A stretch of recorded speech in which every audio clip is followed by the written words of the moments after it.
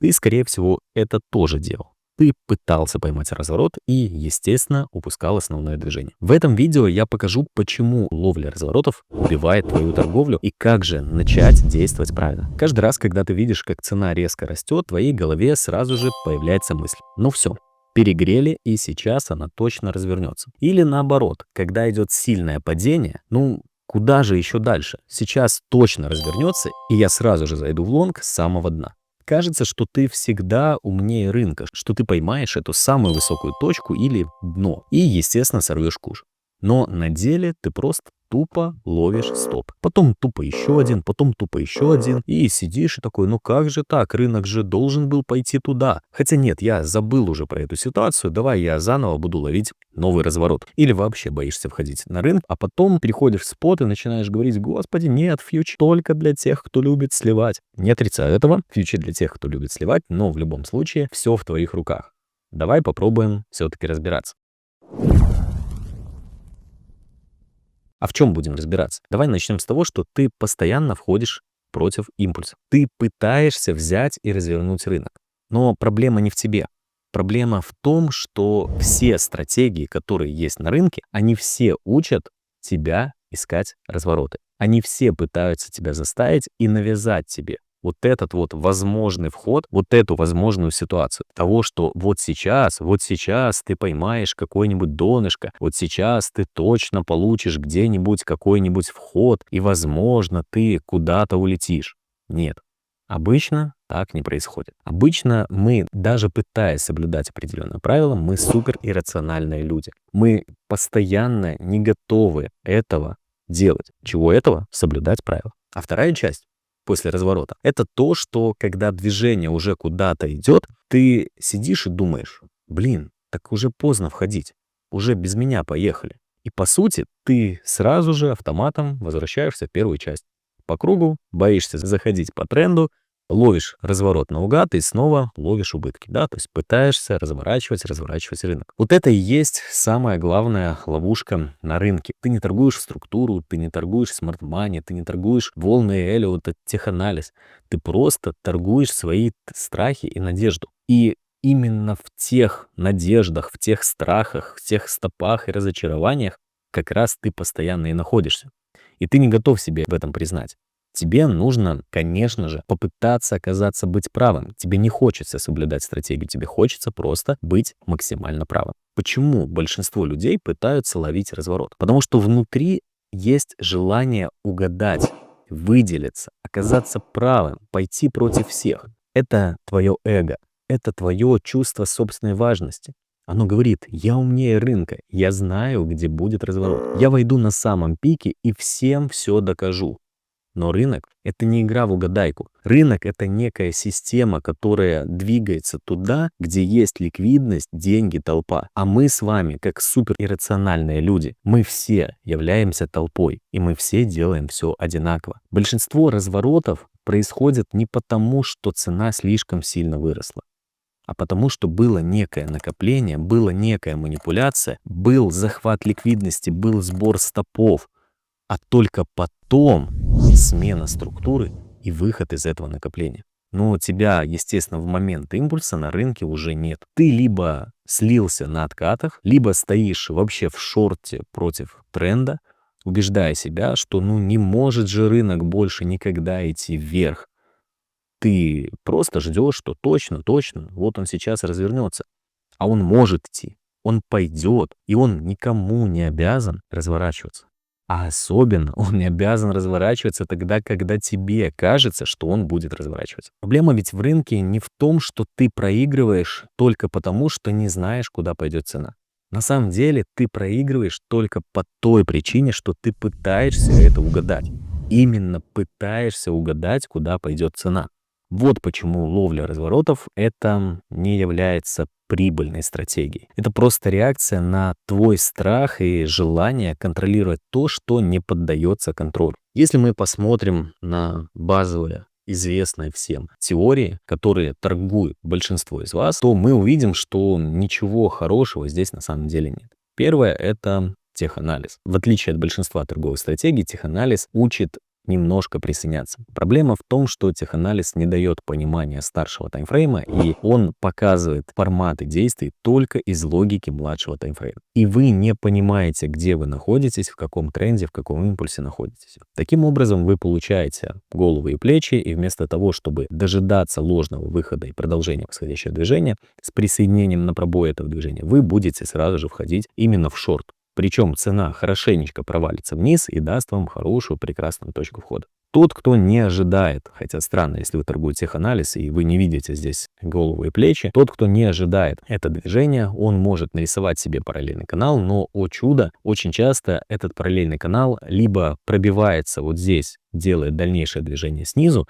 и не дает точку входа, потому что вы здесь уже снова входите в шорт, либо пробивается вверх и не дает ретест для того, чтобы вы вошли вот здесь. И таким образом цена в основном улетает без вас, а вот здесь что вы делаете? Естественно, здесь вы ловите снова голову и плечи, снова ищете разворот. И вам нужно, господи, вам нужно срочно влететь в лонги. Да нет, конечно же, вам нужно срочно влететь в шорты. И проблема большинства этих шортов в том, что вы даже не получаете точки выхода. Вы получаете точку входа, скорее всего, она будет где-нибудь вот здесь, может быть, вам повезет немножечко выше, но точки выхода вы не получите. После чего у вас образуется еще какое-нибудь накопление, и здесь, казалось бы, нет, посмотри, вот здесь тоже есть голова и плечи, но проблема в том, что вы ее не видите, а если вдруг вы и войдете, то движение не даст вам точку выхода и развернется, счастливая, довольная, улетит обратно. Стандартные точки входа по техническому анализу в общей интерпретации, а это без ложных выносов, это без ложных заколов, когда у вас происходит вот такое движение, он полностью обновляет вашу всю историю, входите совершенно в другую точку входа, вместо той, которую хотели первоначально взять, и получаете то, что получаете. То же касается волн Эллиота. Казалось бы, кстати, картинки все нарисовал по волнам Эллиота специально, чтобы показать, почему волны Эллиота тоже не работают. Казалось бы, ну вот, мы получили 5 волн. Но проблема в том, что когда вы видите даже по тем же волнам Эллиота 5 волн, 6, 10, 15, 50, а я торговал волны Эллиота, я понимаю, о чем я говорю. Вы на самом деле их рисуете правильно раньше, не сейчас вы их правильно рисуете. Вам очень сложно понять, в какой волне вы находитесь и где что вам делать. И очень часто вместо того, чтобы красиво, идеально вот здесь вот на точке входа войти, вы входите, естественно, вот тут, но только не в лонг, а вот тут вот вы входите в шорт, думая, что это движение закончилось, и оно должно прийти обязательно вот куда-нибудь сюда. Да нет, оно не обязательно должно приходить именно сюда. Оно может не дойти до вашего уровня Фибоначчи, и счастливая, довольная, да, собраться и улететь туда, куда ему нужно. Здесь нарисовал, что дошло, ну, давайте нарисуем, что не дошло. И войти туда, куда нужно. А что вы будете делать в этом месте? В этом месте вы войдете не в лонг, вы войдете в шорт, потому что вы будете считать, что цена придет ниже, и она заберет вот эту вот ликвидность, например, с точки зрения тех же волн Эллиота.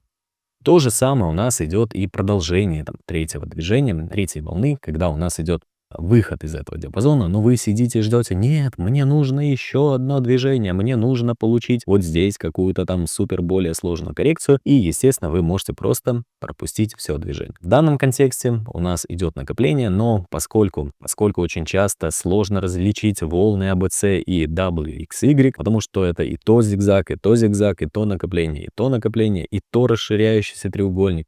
А вот это, кстати, самая прикольная штука, когда у вас идет в четвертой волне расширяющееся движение, которое пробивает хай третьего, и вы сидите, вообще не понимаете, то закончилась пятая волна, то не закончилась, то, может быть, мне вообще уже здесь пора в шорт ходить, потому что это и была пятая волна, просто усеченная. А вот тут вот маленькое-маленькое движение, это тоже была волна. По этой причине все входы в большинстве случаев тоже будут являться неверными. Если мы обратим внимание, то в основном эти входы будут где?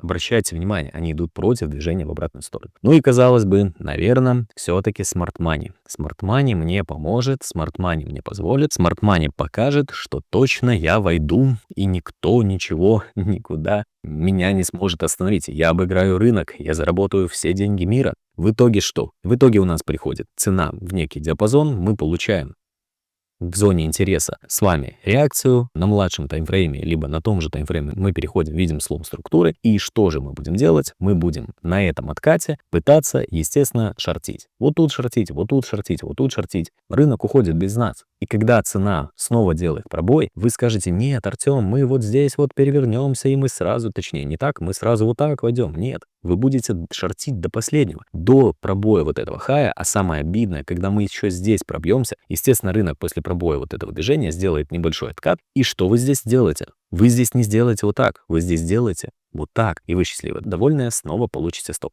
После этого цена снова приходит в следующую зону, вы снова пытаетесь войти в позицию, у вас снова чок, у вас снова пробой, и вас не волнует чок присоединения, вам по барабану этот чок. Вас интересует что? Шорт, шорт, шорт. Вас интересует: нет, мы срочно полетим вниз, теперь я точно заработаю 100-500 миллиардов R. А потом самое обидное, когда цена приходит в итоге, там, пересвипывает, например, эту зону интереса, она вот здесь не даст вам точку входа. Она вот здесь заставит вас вот в этом месте поверить в то, что сейчас точно будет лонг, и мы счастливые, довольные улетим туда, куда нужно. По итогу она начинает ту же историю, только в обратную сторону, либо просто валится вниз. И вот здесь вы не увидите точки входа по смарт-мани. И это будет самое обидное. Казалось бы, Артем придумал какую-то ерунду. Артем рассказывает нам некую ересь, и вы полностью правы. Пока вы не проверите мои слова, пока вы не признаете себе, что вы вечно пытаетесь поймать развороты, вы, естественно, будете дальше сливать. Хотел сразу сказать «мы», потом понял, что нет. Я вроде бы уже преисполнился, мне уже пора идти к воде. Понимаешь, как это земля, мне уже этот мир абсолютно понятен, и я здесь ищу только одного. Соответственно, в данном случае, что нам нужно делать? Если мы обратим внимание на данное движение, я здесь увижу несколько импульсов. Я здесь увижу несколько движений, которые я могу для себя разобрать. Это движение одно, и это движение второе. И казалось бы, ну вот, все просто. Артем говорит: ребята, ваша задача присоединиться именно в этих движениях. На этом видео закончено. Всем спасибо, всем пока. Но не все так просто. Если бы это было все так просто, то это бы не работало. Технически в том же теханализе есть треугольник. Давайте нарисуем красивый треугольник и разберем проблемы того же треугольника. Я не призываю вас торговать теханализ, я просто привожу пример. А то сейчас скажете: нет, я не буду смотреть, это полная ересь. Естественно, во-первых, это да, это полная ересь, и не нужно особо обращать на это внимание. Если вы в это не верите, то точно вы будете зачем? Соответственно, в данном контексте мы видим с вами, например, некого рода накопление. Наша с вами задача, понимая, что большинство сделок, неудачных сделок, происходит именно в процессе накопления, выждать это движение и присоединиться к цене именно тогда, когда она выйдет из этого накопления, сделает несколько манипуляций и после этого присоединиться к движению. Данное движение я для себя называю стопы надежды разочарования. Что я подразумеваю? Любое движение на рынке всегда является стопами надежды разочарования. Например, если цена у нас упала вниз, когда цена начинает откатываться, если ей было достаточно ликвидности для того, чтобы остановиться и развернуться, то есть цена достигла своих целей. Я не знаю, кто их достиг, я не знаю, кто руководит рынком.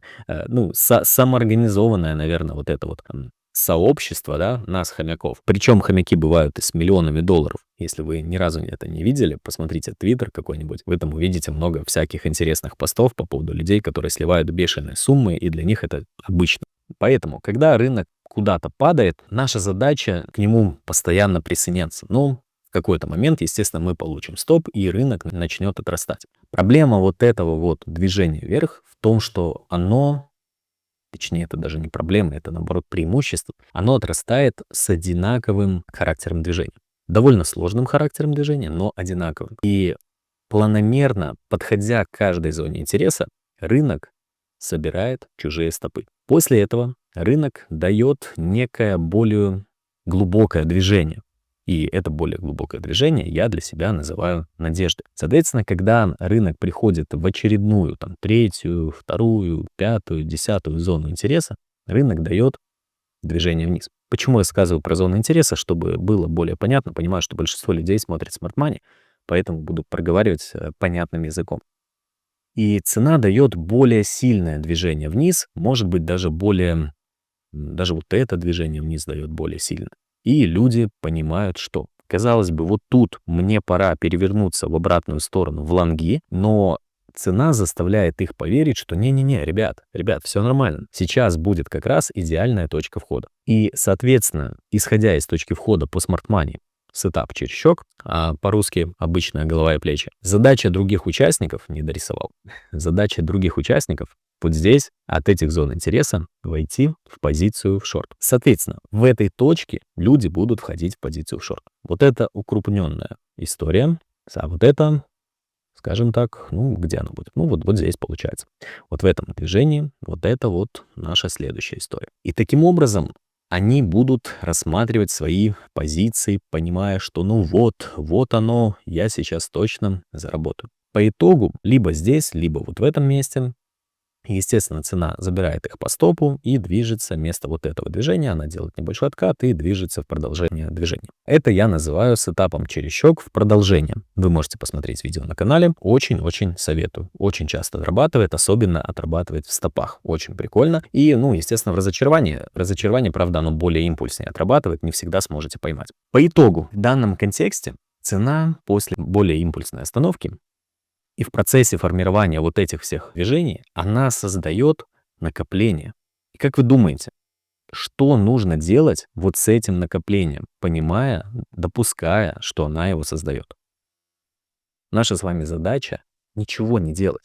Наша с вами задача дождаться вот это движение, дождаться вот этот вот желтый круг. Соответственно, вот это движение, которое у нас появилось в данном контексте, наша задача желательно вообще выждать. При этом, казалось бы, так слушай, если ты видишь треугольник, давай торговать треугольники. Проблема треугольника в том, что вы сможете увидеть вот такой расширяющийся треугольник, в котором у вас будет закол за заколом. Вы не можете торговать нормально треугольники. Если люди торгуют теханализ и у них не получается, почему вы решили, что вы сможете торговать теханализ с точки зрения стабильности? Проблема теханализа в огромнейшем количестве ложных выходов и огромнейшем количестве разных структур. Соответственно, ваша задача не смотреть за картинкой, которую рисует рынок. Ваша задача смотреть за тем, кого этот рынок и каким образом обманывает. И понимая, что мы с вами все хомяки, как раз нас рынок и обманывает. И по этой причине моя задача присоединиться к движению, когда мы выходим полностью из этого накопления. Технически, с точки зрения разочарования, мы тоже рисуем с вами манипуляцию стопов надежды разочарования. И в процессе выхода из этого накопления мы тоже нарисуем некое движение. При этом само движение вверх, само разочарование является зигзагообразным. Оно тоже формирует разного рода точки входа. Например, сетап Venom, либо BPR. Видео про данные сетапы у меня есть на канале.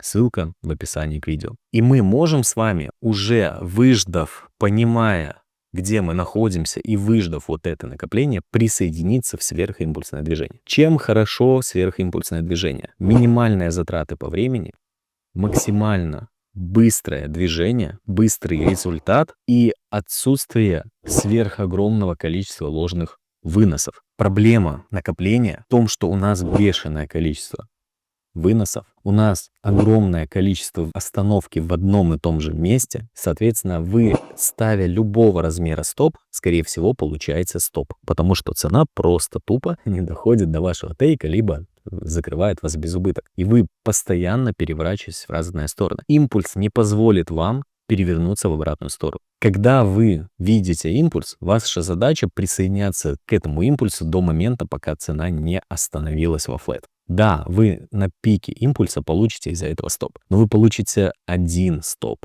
не 50 стопов, которые вы получили здесь. Вы получите всего лишь один стоп, и вы остановитесь во флете. Дальше ваша задача будет проста. Выждать, куда же пойдет следующий импульс. И на этом импульсе присоединяться к движению. В данном контексте мне помогают стопы надежды разочарования, понимание психологии других людей и присоединение к рынку, присоединение к этой психологии. Видео про стопы надежды разочарования есть на канале. Таким образом, понимая эту логику, понимая логику того, что большинство людей в этом диапазоне, а мы с вами про это проговорили, входят не в ту сторону, а любой стоп для этих участников это и есть начало стопов, хоть и тавтология, простите, но любой стоп для этих участников вот здесь, это стоп с точки зрения входа в обратную позицию против других людей, против рынка. Думая, что они входят против рынка, они входят вместе с рынком против цены, а цена идет в другую сторону. Вот это важная мысль. Если вы думаете, что вы торгуете против всех, вы самый умный на рынке, вы самый глупый на рынке, вы торгуете точно так же, как и все. И всем будет страшно вот здесь входить в лонг. Все будут думать, что вот сейчас мы сделали ложный пробой вот этого хая, и мы сейчас, а естественно будет откат после пробоя этого хая, мы сейчас пойдем вниз, но скорее всего мы пойдем вверх, и мы будем идти. Ну, в общем, долго и много раз идти. По итогу, именно в этих местах, именно в выходе из накоплений мы должны искать сетап. Какие сетапы? Видео в описании канала. Обязательно запомните, рынок не нужно угадывать, его нужно читать и понимать, как он двигается, шаг за шагом. Каждый раз, когда вы хотите ловить разворот, нужно спросить себя, я сейчас торгую или я просто надеюсь, я просто угадываю? Сегодня ты увидел, почему ловля разворота — это ловушка. Ты понял, как работает психология толпы. Почему безопаснее идти за трендом, чем пытаться быть первым и поймать разворот. Я в этом видео не показывал графики, я не показывал цену. Вы спокойно сами эту всю историю увидите на графике. Я уверен, просто открываете свой дневник сделок и видите вот эти ошибки, которые совершали. Обязательно напишите в комментариях, сколько раз за предыдущую неделю вы ловили развороты. И, естественно, чем это в итоге заканчивалось. Возможно, именно ваш пример поможет кому-то осознать свою ошибку. Если видео было полезным, обязательно поставьте лайк, подпишитесь и не забудьте в Телеграме ответить на ежедневный квиз. Квизы — это очень много практики и, естественно, их разборы. Увидимся в следующем видео. Пока.